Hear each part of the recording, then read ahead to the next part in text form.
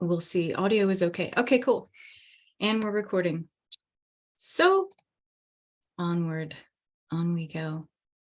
So today I'm really excited to talk to you guys because I love talking about this topic of thank you, Angie. She says it looks better. Audio is okay. Okay, cool.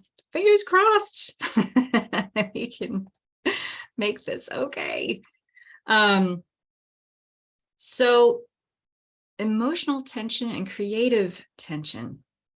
What's going on with those two things? So emotional tension is the stress that we feel when we are facing uncomfortable emotions. So we are doing shadow work, or, we could be intentionally engaging with things that make us uncomfortable because we want to heal, we want to clear things up, or we are experiencing an event from, we're going on about our day, we experience some conflict, some external event happening to us in the world, and it triggers us. It brings us into a trauma response. It may bring us into a memory that we have that's still very much this running program in our nervous system. And a lot of times we're so good at memorizing this. The nervous system, our brain, the entire internal circuitry of our physical being is so good at memorizing our trauma that it takes us right back to original events. Even if we have long forgotten or had a conscious connection to the original event where this trauma first occurred, chances are really good that you will re-traumatize yourself in your body because the nervous system kicks in a response of familiarity that says, hey, we remember this feeling. And it can take you right back into feeling like that scared little kid.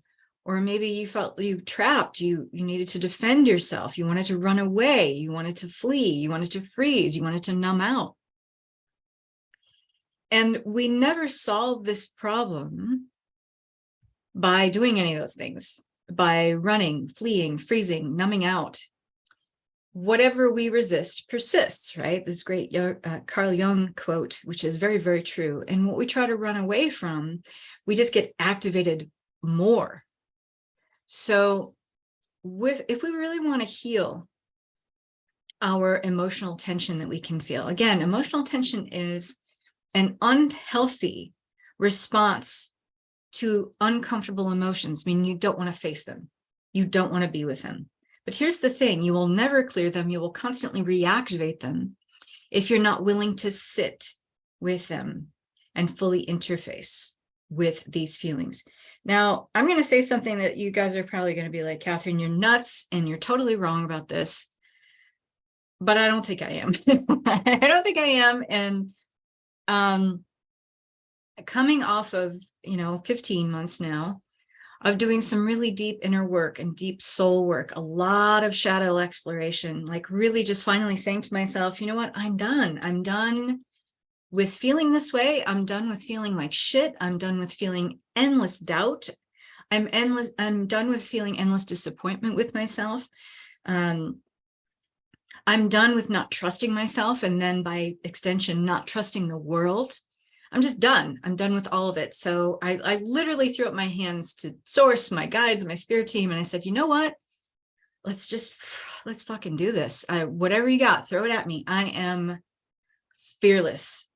I'm done with feeling like a caged tiger pacing in an enclosure. I am done.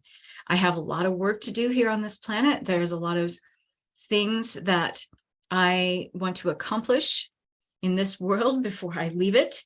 There are things that I don't want just for me, but I really want to be of the highest level of service to the people that are in my community, the people that are in my orbit, the people who come to me to help them get their problems solved.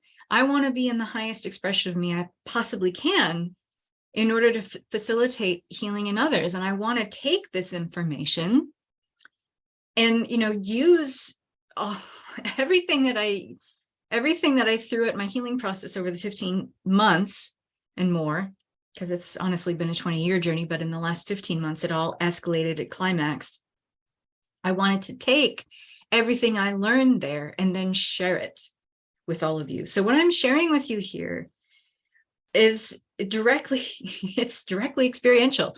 This is not something that, I just read about in a book and I was like, oh, that sounds good. Let's try that. Like I went through it. I put myself through it intentionally, deliberately, because I was done.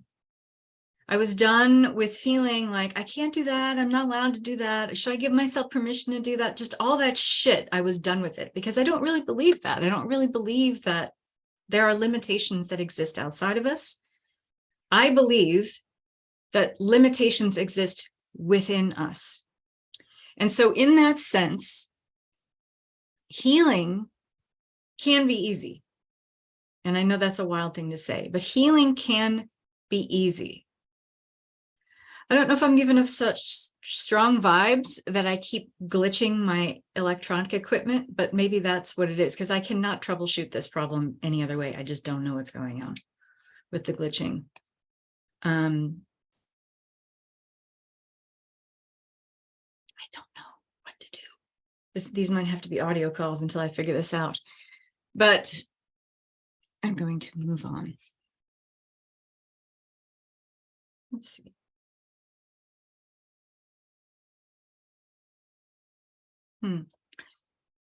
Anywho, you're just going to have to deal with the glitching, and I'm really sorry. I cannot troubleshoot this problem. So when you get to that point, when you know that it is completely and totally you that is creating these limits, they are self-imposed, then healing can be easy.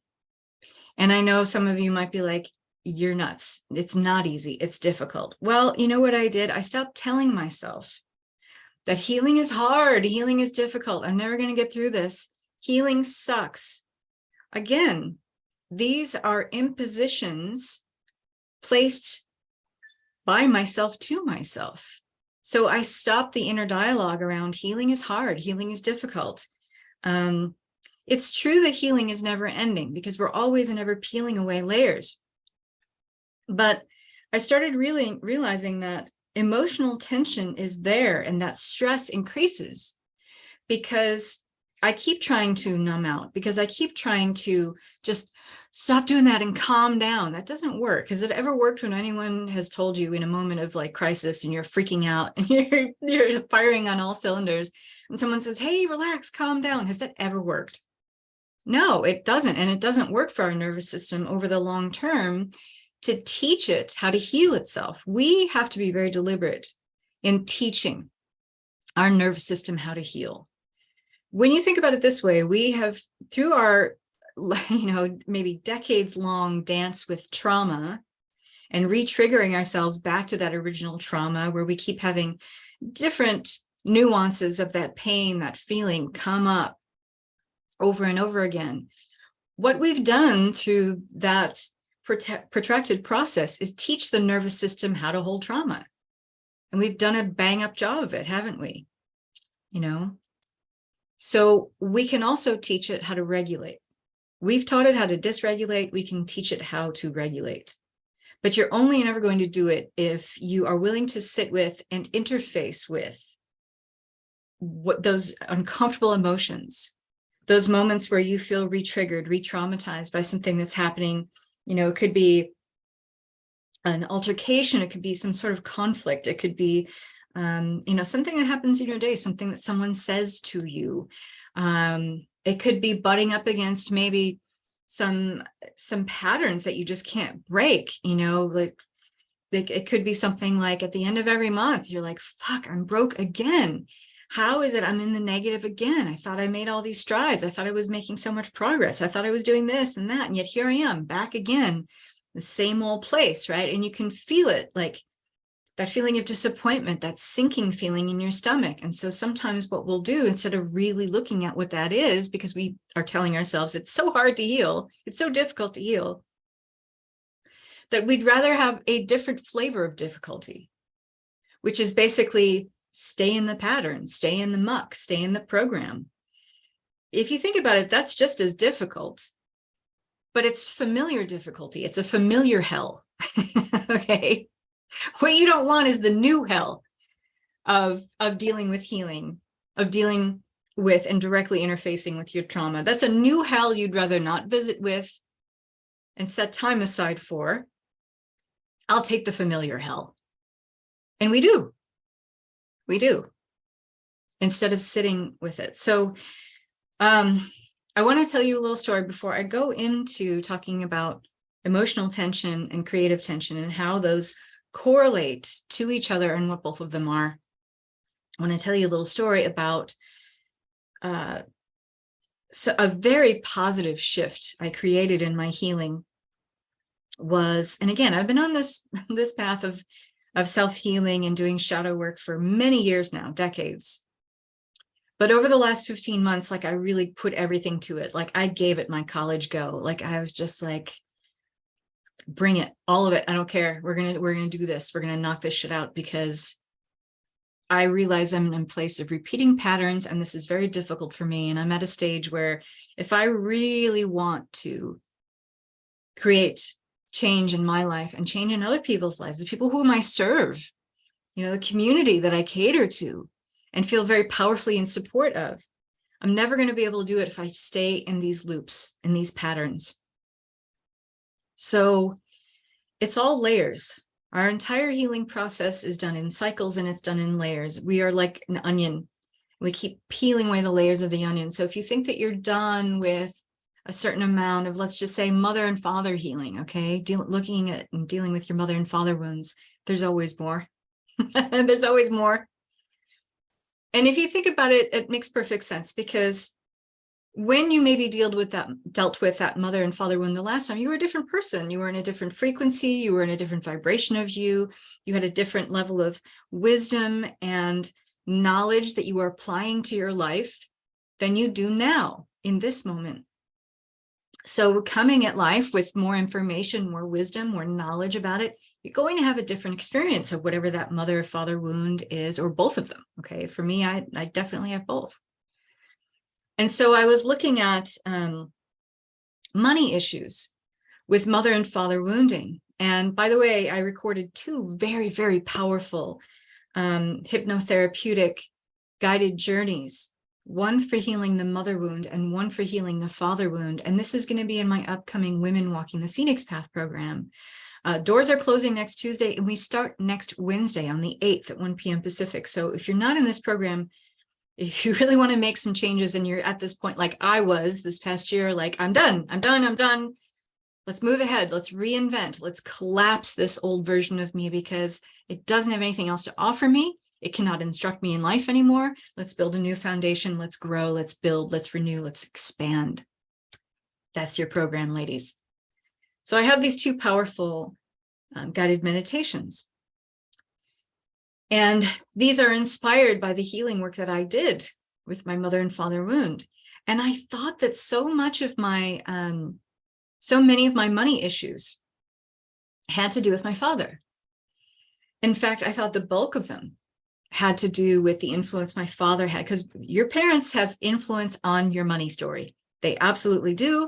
They have influences on all of your stories, by the way, because how you do one thing in life is how you do everything. So if you've got some mother-father wounding around money, then you've got mother-father wounding about relationships, about the willingness you have to be supported by the world around you and people around you. It's all tied in, ladies and gentlemen. And so I thought all of the bulk of my money issues had to do with my father, until I did the mother wounding journey. And where I do have definitely influences from my father on my journey with money, because of his very contracted view of life. Everything is about, it's very closed off. It's very contracted. It's not open and free. It is bound by worry. It is bound by preoccupation about all the things that are going wrong instead of the things that are going right. By a sense of deep wounding growing up in the Depression era. And having a Depression era mother who's like, use it up and wear it out kind of mentality. Don't throw anything out, save every penny, every noodle in that ramen, you better hold on to it. You better not throw it out, or there's going to be a fight about it. Like, just so toxic, so much at that end of the spectrum. And seeing how that has played out in my money story has been significant. But I didn't realize how much of my mom's story, which is much more passive around money, which is much more like loosey-goosey and like, oh, we'll spend this because, it's life and let's have some fun. And also just being very passive and that kind of feeling like, let's do this, but don't tell your father kind of feeling. And I have both of these things in my money story, but more of the passive side from my mom. And I'm not bagging on my parents at all, because it took a very empathetic approach to literally stand in their shoes and see how they were wounded with money. It was really about stepping into their perspective in order to heal this wound for myself, not looking at myself, looking at them necessarily, but literally stepping into their experience. It changed everything for me. So if this sounds very enticing to you, this is how we start in Women Walking the Phoenix Path, with these two powerful healing experiences. So having this empathetic perspective and looking at my money wound through the lens of my mom's life, how she grew up and why she made certain choices or decisions around money or didn't, I realized that actually a lot of my makeup as an adult and how I approached money in my teenage years, my young adult years, and now in my older adult years, is very much more from my mom. And how we're like sponges, we download that. And until we consciously question the unconscious, these patterns will run your life. And it won't just be money. It'll be how you deal with love, how you deal with the support you allow yourself. It'll deal with how you feel like you're allowed to engage with life, how much joy you give yourself permission to have. It's all tied in. And so this was so powerful because it also allowed me to see how much emotional tension I was actually carrying, meaning how much unwillingness I had to, deal with when things were coming up with money issues. That I'd just be, oh, I'll deal with that tomorrow. I would cope. I would spend more money or not spend any money and not question why I felt like I couldn't spend more money, or, make certain investments based on a certain lack mentality or a hoarding mentality, even, because I got both of those things from my parents. And again, I'm not bagging on them. I'm just saying it's my responsibility. I took that on. I realized that it's my responsibility to clean it up. Just because I downloaded that and maybe took it in like a sponge when I was a younger person does not absolve me of the responsibility now as an adult to clean all this up. Okay. And if I want to live my best life, if you want to live your best life, you have that responsibility as well.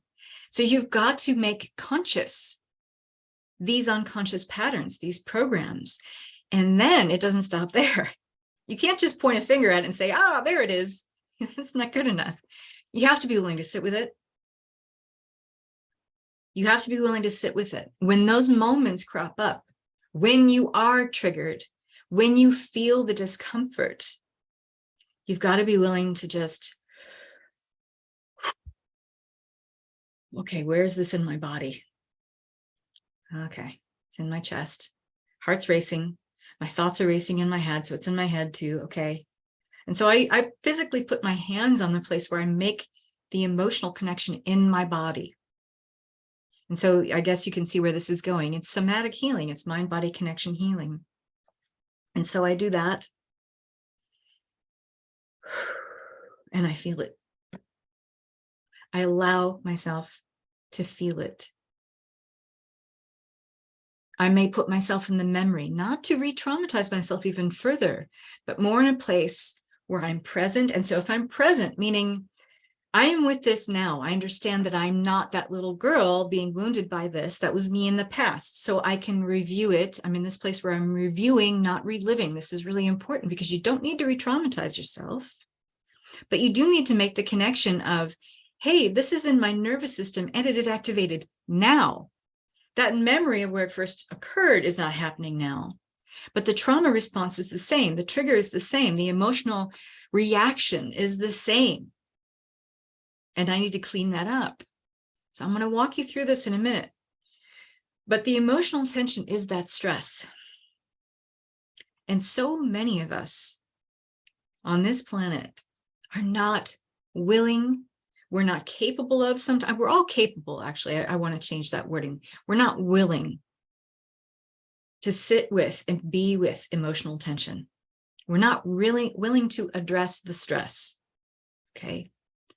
When we get triggered, when we get activated by something that's happening to us, okay? But that emotional tension is tied directly to your creative tension. And your creative tension is your ability to sit with an impulse that feels really imaginative. It feels really fluid. It feels really joyful. It allows you to step into a feeling of bliss. And these are the moments and these are the emotions that carry you with the flow of what you desire, of what is, it allows you to open up and expand into the ideas of what are possible, the potentials available to you. Okay, so it's a very love-based, very solution-based frequency, creative tension. Creative tension is the ability to, even when you're sitting and meditating on your best life, and you imagine a mental screen, like you're at a picture show, and you see a big screen in your mind's eye of the life that you want playing out, and witnessing it, and feeling all the emotions come up, feeling the freedom, feeling the love, feeling the bliss, feeling the joy, feeling the creativity, feeling the feeling of being connected, communicating with something greater than yourself, feeling really grounded, feeling safe, stable, secure, whatever that is for you when you imagine your best life, right? That is love-based frequency. That is solution-based energy. When we are in emotional tension, we're in that stress. And we're not willing to deal with it and interface with it head on and really feel it. We'll do all kinds of things. We'll find a way to cope or manage with it, and it'll be the way we had learned from the time we were a little kid.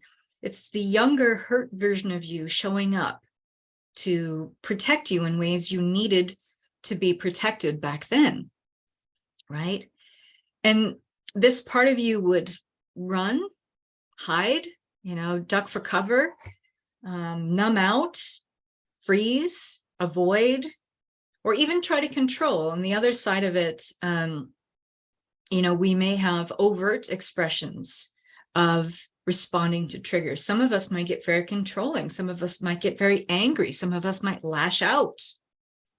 And there are those of us who would be passive and do things like numb out or avoid or try to run away or freeze, or you might feel really paralyzed by your triggers, right? So a trigger is when this hurt version of you shows up to protect you. And chances are really good this way that you still experience now is the way that you experienced when you were a little kid. And it was this, yes, an inner saboteur, but your inner saboteurs really are just protectors.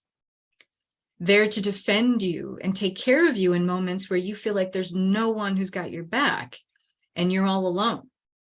There is a part of you that will step up, okay? The problem is that we teach this part of us and we keep nurturing this part of us so that it does that consistently throughout our lives until we arrest that process. And it's always and ever us that has the responsibility of arresting that process. We have to stop it. So when you feel these moments of emotional tension in your life, what are the things that are happening to you? And please feel free to share if you want to share in the comments, like, why did I do the laughing face? I don't know why I did that. Must have been unconscious. But go ahead and share if you want. And you don't have to if you don't want to. But those moments where you really feel that you are being triggered. It could be stuff, you don't have to be too specific, but it could be stuff with your money issues. It could be stuff that you're dealing with your family, maybe. Maybe you've got some family stuff that you're really trying to work out or iron out, or maybe you've kind of given up hope on that. Maybe there's stuff that you feel like you'll never be able to fully heal. And here's the thing, this is going to segue just for a second into forgiveness. But some of us feel that, especially if we have deep mother and father wounding, some of us feel that we have to forgive in order to heal. You don't. You don't actually have to forgive in order to heal. It makes healing a hell of a lot easier. Forgiveness, or I should say your inability to forgive, is like a bitter pill of poison that you swallow.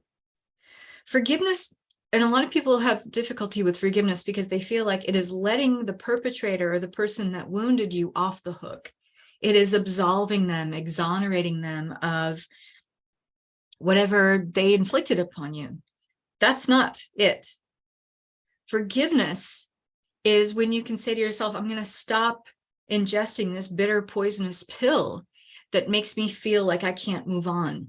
You don't need to forgive someone in order to move on in your life. You really don't. And a lot of people get hung up on the forgiveness thing. And they're like, well, I can't forgive my mom. What she did was horrible. I can't forgive my dad. That is literally unforgivable. Okay, you don't have to. But you can forgive or make peace with the part of you that got wounded by that experience. And you can make peace with and forgive yourself for feeling like you are that wounded person because of what they perpetrated upon you, or whoever. It doesn't have to be your mom or dad. It could be anybody, right? So you don't have to feel forgiveness in order to heal. A lot of people don't understand that, and a lot of people may not even agree with that, but you can move forward and heal without that. So where and how does this show up in your body when you feel these triggers? And this could be any number of things. This could be, you might feel butterflies in your stomach, belly aches, your throat might close up, you might feel tension in your shoulders, you might feel numbness, you might feel heat, a surge of heat in your body, or you might feel really cold. You might feel like paralyzed. You could have racing thoughts in your head. You could have any number of responses, but where do you notice that shows up most for you?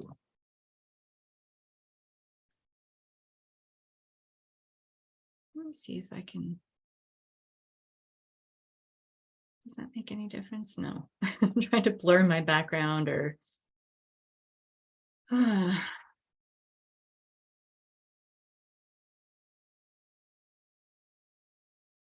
decrease. I just wonder if I could choose a video virtual background and if that would make any difference.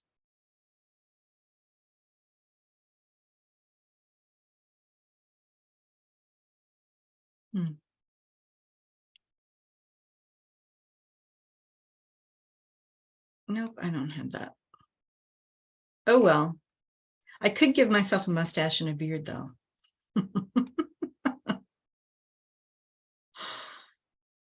That would be kind of funny. Yeah. It may end up being my computer after all, but I'm going to read the comments here. I have been forgiving myself for ignoring me for many years. I have it in my body, in my lower back, my throat, my lungs, my feet, and my stomach. Okay.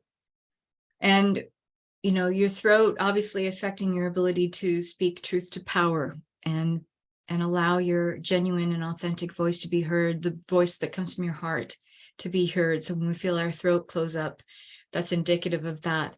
Your feet, your legs, even pain in your knees is indicative of a feeling like I can't move forward. Like you're cemented to the earth.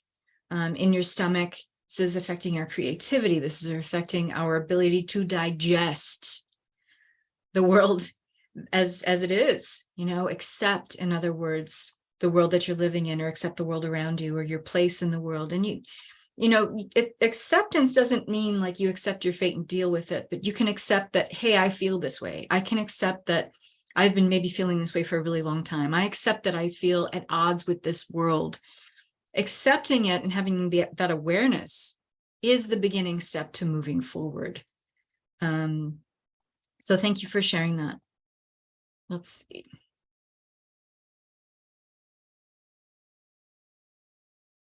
Yeah, it's really, really unfortunate.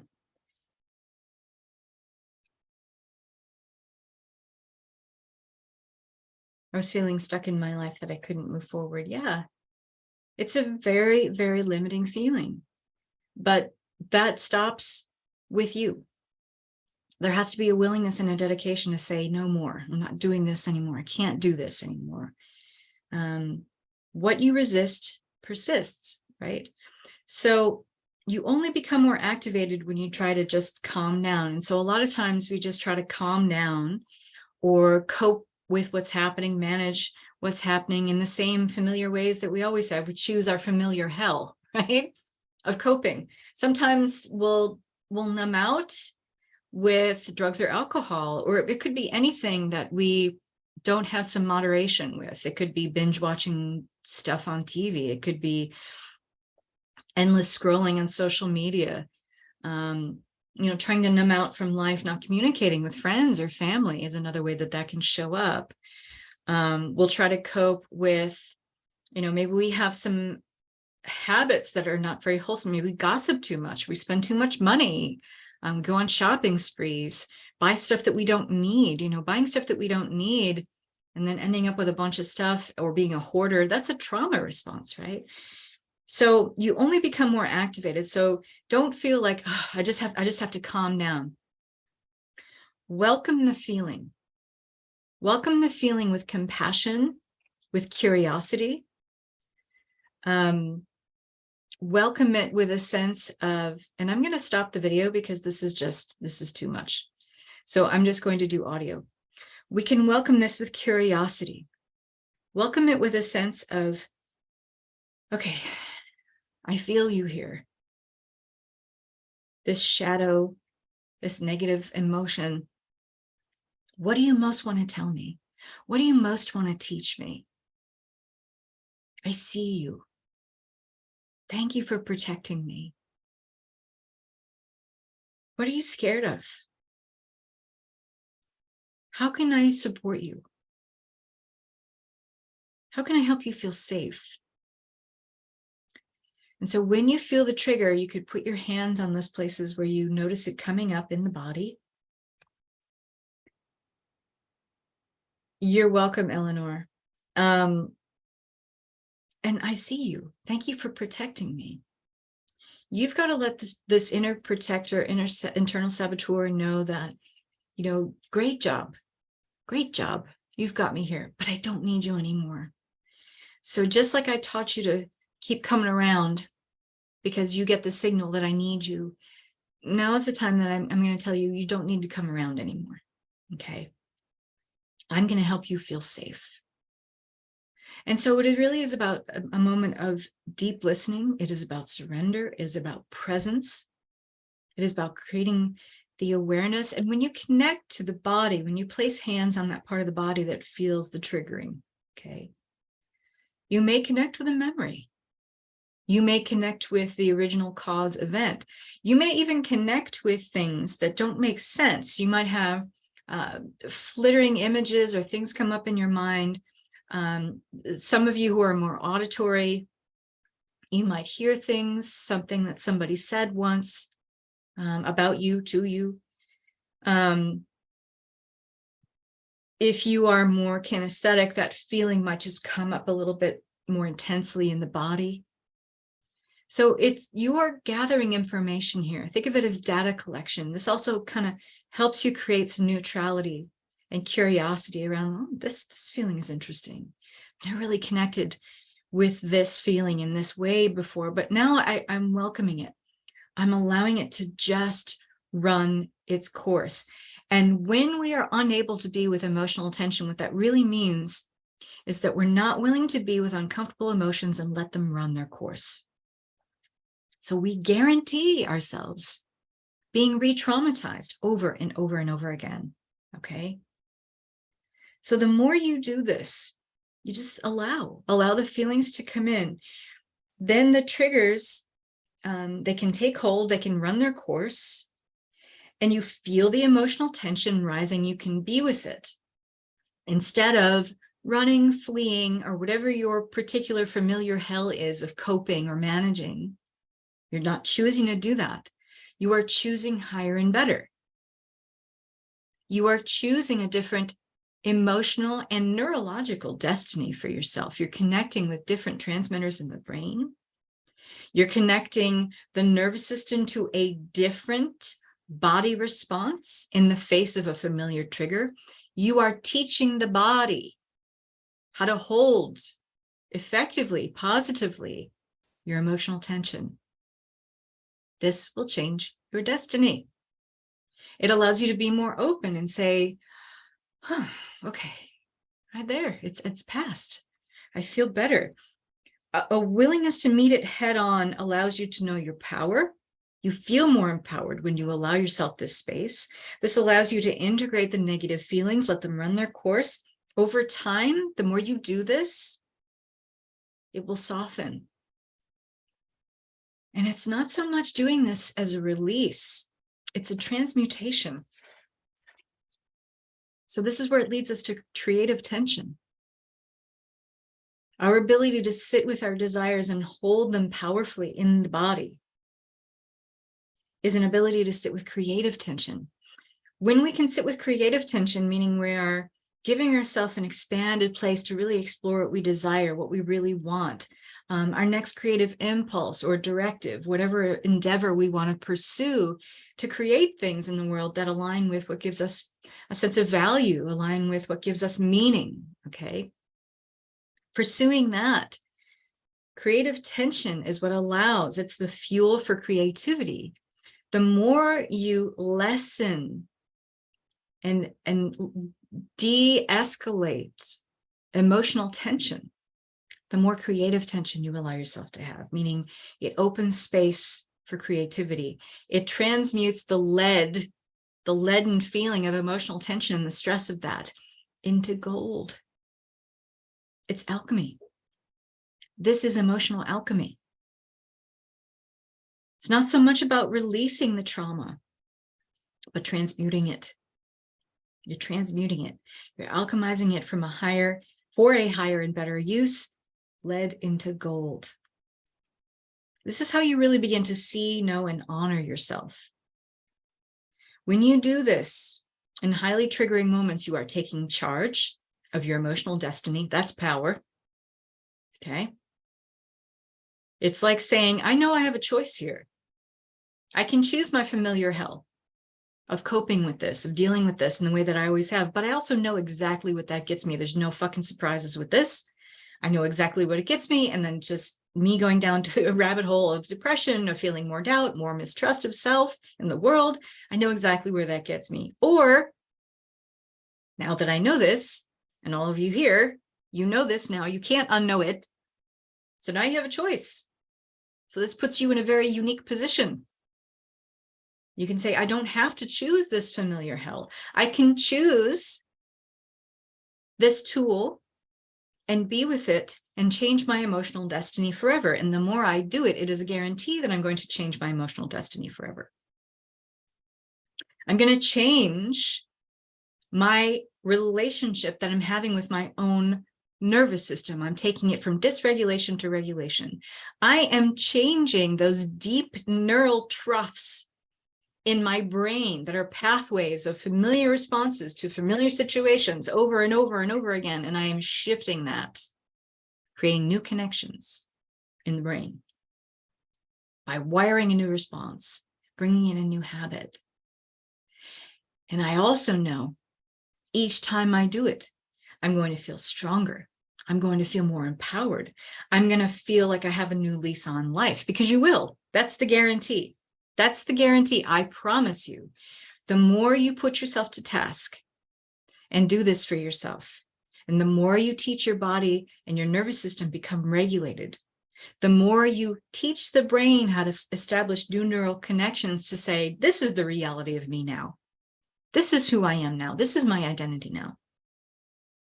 You will have a different response to life. And because life is just one mirror for your internal reality, life will have a different response to you. The outcomes in your life are going to change. They have to, because you are wiring for a different emotional destiny. Okay. And when you really do this, you begin to see yourself better. You know yourself more. You honor yourself more. When you do this in highly triggering moments more and more, you want to support and love yourself more. That's how this works. And then you'll get more clarity on what it is that you want to create. Why? Because you've now escalated yourself from emotional tension so much that you have allowed more creative tension. You've allowed more space for creative fuel to build in your energy field. When we are constantly in a survival state response, we are not creative human beings. We are not solution-based. We are not solution-oriented. We are fear-based, and we are problem-oriented. If you want to shift this and really explore a more creative life that is more aligned with your core truth, more aligned with the kind of life you want to live in, the kind of life that gives you joy, enthusiasm, it makes you feel ebullient, makes you feel blissful, it makes you feel like you belong here in this body on this earth. The more you do this, you're going to feel that. That's my promise to you. But you've got to hold yourself to account with this. You've got to be committed. You've got to be dedicated. So when those moments crop up and you feel re-triggered, when you're in the emotional tension, it's like you can just say to yourself, I'm going to turn this into creative tension. By meeting with this, welcoming it, having curiosity about what is here. And here's another promise I'll make to you. Now that you know this and you can't unknow it, okay, you're going to find yourself, probably sooner rather than later, in a moment where you feel triggered. Do me a favor. Think about these words. If you choose not to do this, this is another promise I'm making you. If you choose not to do this, if you choose your familiar hell, guaranteed you'll be presented with more and more and more opportunities to experience more of your familiar hell. Because a destiny, in very simplistic terms, is just an unbroken pattern. So who breaks the pattern? You do. There is nothing outside of you that can break a pattern that you established for yourself by yourself. Please hear me when I say that, and I'm going to say it again because it bears repeating. There is nothing outside of you that can break a pattern or a program that you established for yourself by yourself. Your inner protector that you are interfacing with when you're allowing yourself to be in emotional tension, you created that. No one put that there. That's how creative you are. That's how creative we all are. We created our own inner defense mechanism. We created our own inner protectors. We created our own inner saboteurs. And if you want to know more about your inner saboteurs and saboteur types and what type you might be and how this is showcased in your life in key areas of your life, today on my Facebook profile, I posted a link to the Positive Intelligence Saboteur Assessment. It's totally free, and you take this assessment. It's very thorough, and then you are emailed results. And they're not those people that hound you. They've never sent me anything else except my results. When you read through that, you're going to be pleasantly surprised, maybe even a little taken aback at seeing just how these saboteurs have played out in your lives and continue to play out in your lives. It's a powerful assessment, and anything that gives you a lot of self-awareness and self-recognition is going to be powerful. And you can see where, because of this assessment, where it's hobbled your creativity, where it's held you back from the fullness of life. That's power. Until we make conscious the unconscious, we are giving away our power to whatever we're not willing to see, to whatever we're not willing to interface with. You have more power, more creativity than you currently believe that you do, okay? So what do you want to create? And when you say, I don't know, when someone asks you, what do you want to create? What do you want in life? And you say, I don't know, that is a trauma response. You do know. but you're afraid to say it. Or you're afraid that if you speak it out loud and make it real, that the second that happens, some unseen hand is going to swoop in and take it away. Many of us have this trauma response. And I've mentioned this many times before when I work with women one-on-one, and I ask them, what do you really want in life? And they tell me, I don't know. I say, bullshit.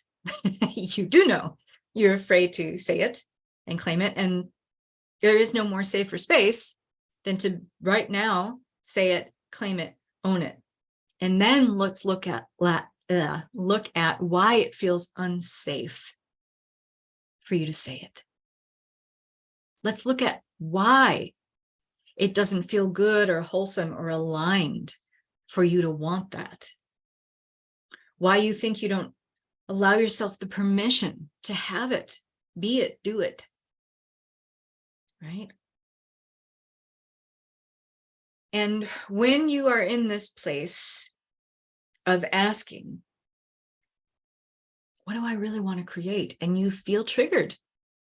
Well, what a great place to start with this exercise. If what you are responding to in light of that question feels too big for whatever reason, where do you connect with that in the body? Because this is definitely diminishing your creative fuel to take this desire and build on it, to move forward with it, to take any inspired action on it. Yes? So that could be a trauma response right there. You're like, I feel so spun out. I feel so overwhelmed in my life. I don't know. I don't know. Okay. That's a trauma response then. There's something in you that says, I'm not really allowed to even fantasize about it, dream about it. Okay. How do you want to move out of that and feel more empowered to not only fantasize about what you want, but speak it out loud and then take action in your life every day towards claiming it?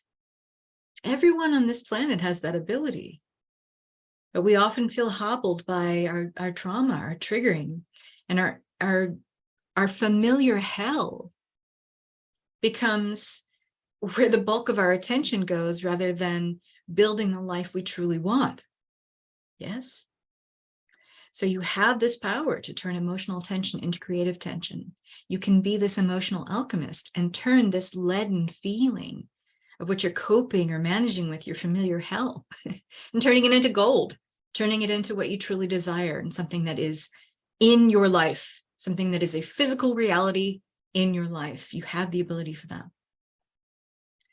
So if you want to take this further, Women Walking the Phoenix Path starts next week. This is going to be incredible. The way I'm teaching it is going to be totally different than any other course that I've taught. I'm going to be bringing in more of my hypnotherapy to these, and the calls will be shorter. There'll be more presence and support with the whole group throughout the week for 8 weeks. We have our own private Facebook group as well. And then there's 2 more VIP options available for that, which will allow us to continue together in a smaller group of that's open to 6 women only from when Women Walking the Phoenix Path ends on the 29th of March. And it'll take us through the second week of June in 2023. And you'll also get private sessions with me. So there's that. There's 2 VIP options left. On the regular group program of Women Walking the Phoenix Path, the doors will close next Tuesday, the 7th of February. So get in here. It is an incredibly valuable investment. And it won't hurt your pocketbook to reinvent and rebirth yourself and establish a new identity. You know, thanking the identity, the persona, the version of us that got us here, we can honor her. But we also know, and a lot of us are coming to grips with this realization, that that version of us cannot take us where we want to go. And we can, you know, from some of you might just want to burn everything down. You don't want to have anything that you're taking with you on this next leg or phase of your journey of you. That's cool too. I have a couple women in there who are like, I want to burn it all down. And some of them have, and really want to work with building a new and much stronger foundation for their life going forward. That's what this program is all about. It is mind-body connection, kind of like what we're sharing here. So there's that. I'm also opening up just to 5 women only, my intuitive deep dive sessions. So these are available for the first 5 women who show up to get $100 off this price. The normal price is $349 for this 50-minute personal coaching session. This is where we really go deep into where you're being held back from the fullness of life, and you get actual steps on how to move forward, what it looks like from the perspective of the new foundation of you to take powerful, inspired action on your life going forward, and how to do that. We can work very quickly because I'm an intuitive embodied channel. So I work very quickly with your energy in this one-to-one space, and we can do a lot of work in 50 minutes. So that is going on. And I will put the link in here for both things. The coupon code for the deep dive sessions is deep dive 100. And when you go to my kathrynmissel.com page and click on book online, you'll see the intuitive deep dive session, and you can jump on that. There's only 5 of them, so you're going to want to book it now. I hope that this was helpful. I hope that this brought you some insight. I hope that this really allowed you to feel like I have some power, and I'm gonna reclaim this power that I've given away for far too long to my familiar hell. I want to teach my body now. I taught it how to be one way. I know I can teach it how to be this way, which is having a more wholesome and vital engagement with life. I can be in this place where I'm powerfully teaching my body how to hold vitality, how to hold well-being, how to hold joy. You can absolutely do that. And trust me, someone who went deep down this rabbit hole and really committed to this journey, not only is it possible, but when you get to the other side of it and you feel more and more the empowerment of doing this work, you'll feel like a completely different person. You really will, and in the best way possible. So I look forward to working with you, seeing you in Women Walking the Phoenix Path or in a one-to-one personal session with me.